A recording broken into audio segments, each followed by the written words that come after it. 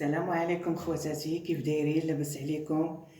كنتمنىكم تكونوا بخير وعلى خير وانتم كتشاهدوا هذا الفيديو ديالي، وكنتمنىكم تشتركوا بالقناه ديالي اللي هي قناه فاتي بالوصفه الطبيعيه، ودعموني متتبعاتي بلايكات ديالكم.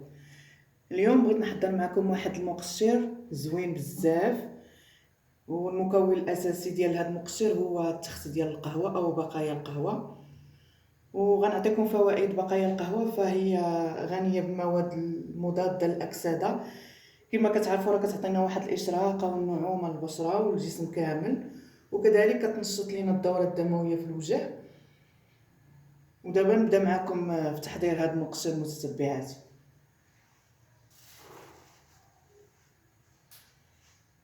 بسم الله على بركه الله. هنا درت كميه اللي غتكفيني من بقايا القهوه، وانتم ديروا الكميه اللي غتكفيكم. هنا غنديرها للجسم ديالي كامل.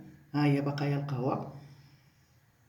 عندي هنايا معلقه كبيره ديال زيت الزيتون صافي، وغنضيف عليه 2 معالق صغار ديال العسل. مقشر سهل وزوين بزاف، رائع، كيخلي واحد الرطوبه والنعومه للجسم. غير جربوها متتبعاتي. غنضيف دابا زيت الزيتون على بقايا القهوه. راه عنده فوائد كثيره هاد بقايا القهوه، جماليه للشعر والجسم والبشره، زوين بزاف. صافي، ونضيف عليهم 2 معالق صغار ديال العسل. بغيتكم تجربوه، وإلا عجبكم خليو لي شي تعليقه متتبعاتي. صافي، ونخلط المكونات كلها مع بعضها.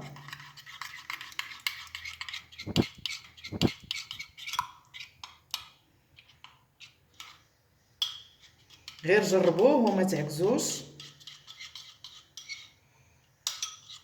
ها هو حرك مزيان.